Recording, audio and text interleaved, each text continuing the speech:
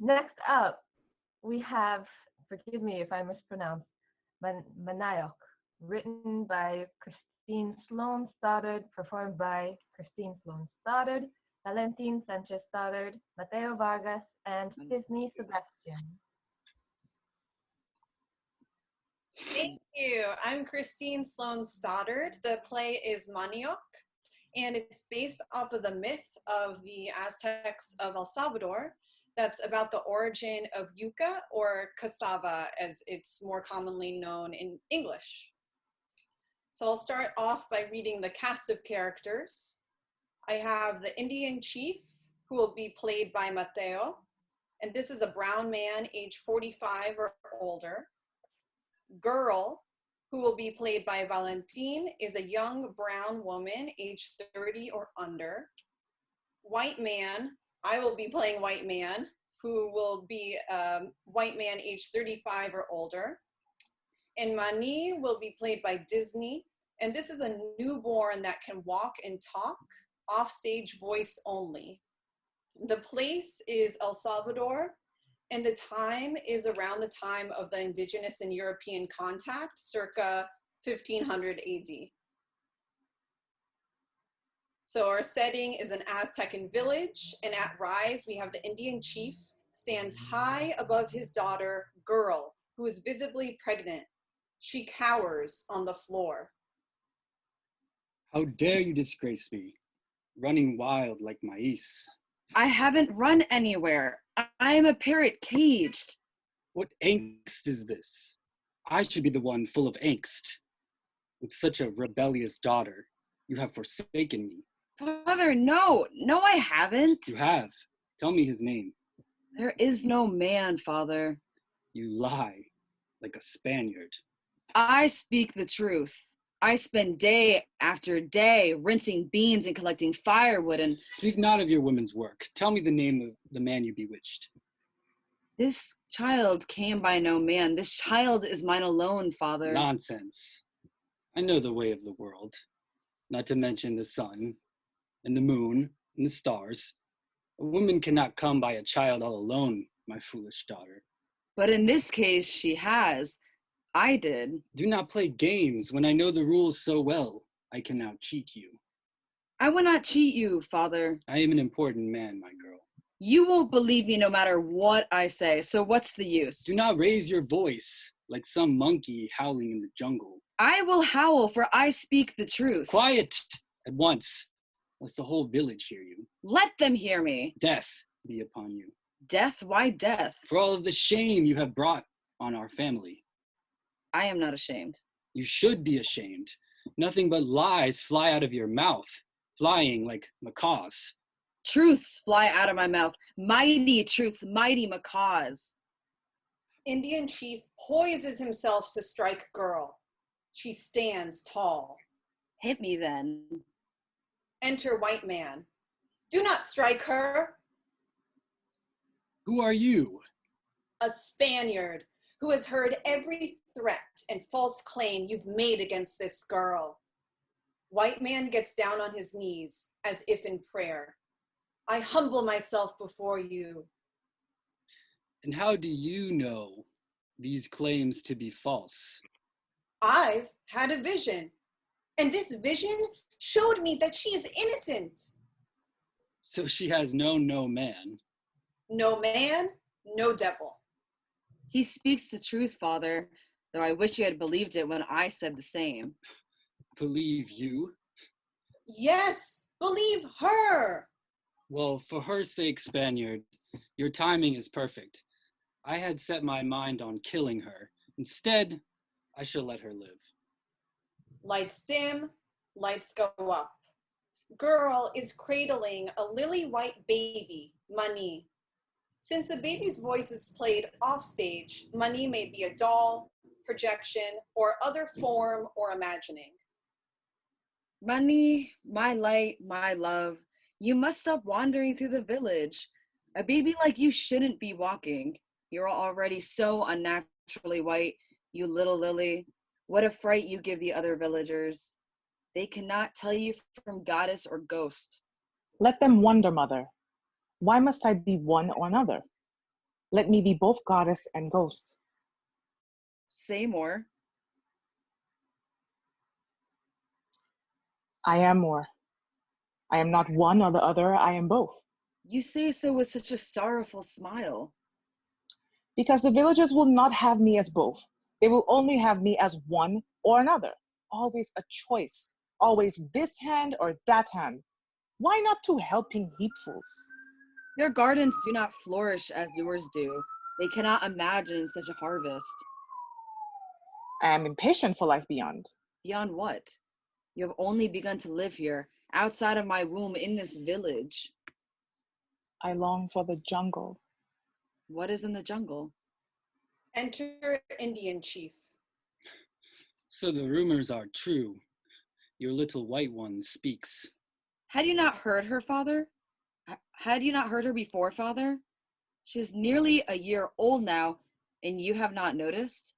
Her lungs are even stronger now, but they were strong from the moment she left my body. I am not so keen on a newborn speaking, let alone a girl child. And yet she speaks. So white, so outspoken, and she runs too.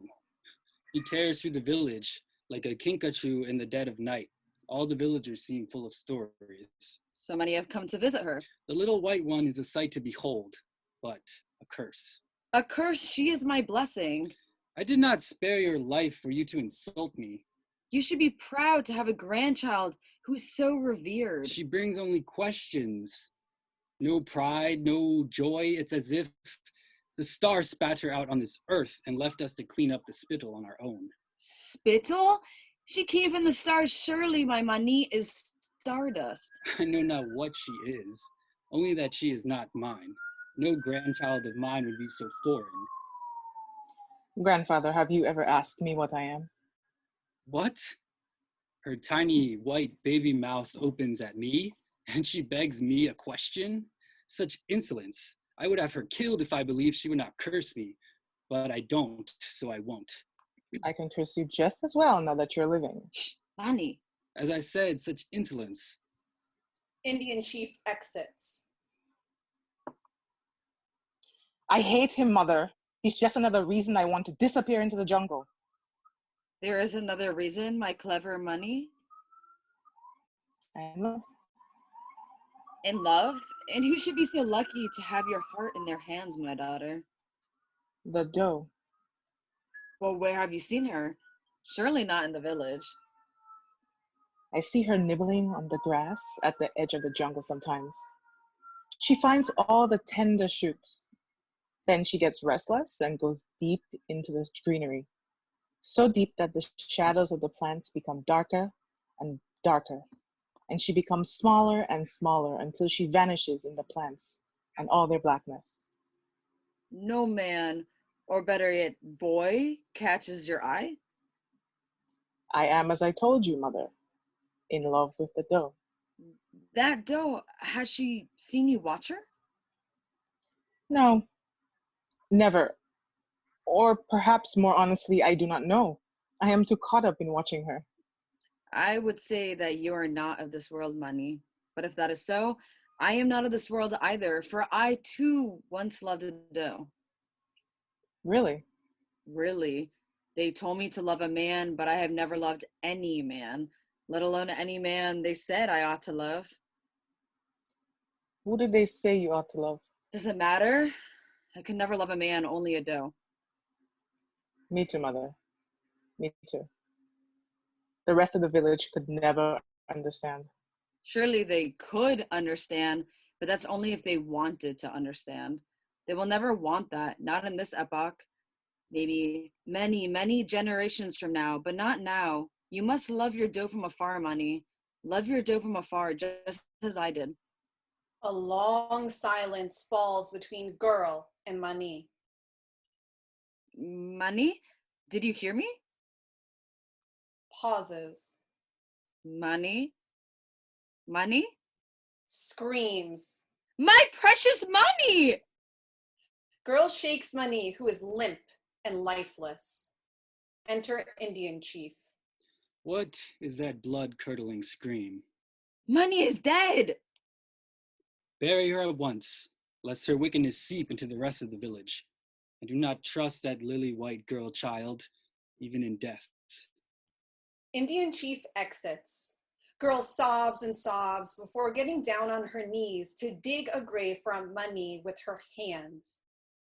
When she is finished, girl falls asleep on top of Mani's grave. Lights dim, lights up. Some time passes before girl wakes up and faces the audience. She speaks directly to them as she acts out what she describes. Mani died on the cusp of her first birthday. I cleaned and watered her grave every day since I dug it with my own hands.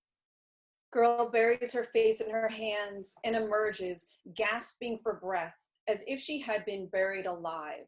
This ritual became my greatest comfort, especially when my father belittled me and urged me to cease my grieving.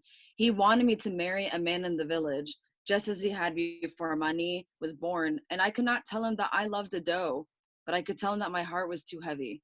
It was not a lie. Pauses. Like Mani, I loved a doe in a village where women were expected to love men. I would love my doe from afar, just as I had advised Mani.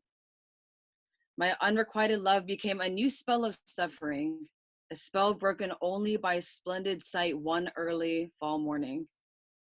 Girl looks bewildered and then bewitched. This sprout of a strange fruit had appeared on Mani's grave. I adorned this plant as it grew and grew. It went on to flower beautifully, and those flowers were as white as my Mani. Birds swooped down to eat the plant's fruits, only to get drunk and zigzag through the air in their silliness. Girl spots the birds in the sky and laughs. But the most significant feature of this plant was its roots. The root of this plant took after my Mani's lovely little body. Girl shows the audience the root and then cradles it. I named this plant Manioc after Mani. Today, centuries later, the people of El Salvador eat manioc. They fry or boil it and call it yuca. They are in love with manioc, in love just as Mani was in love with the dough. Lights dim. End. Thank you. Mm-hmm.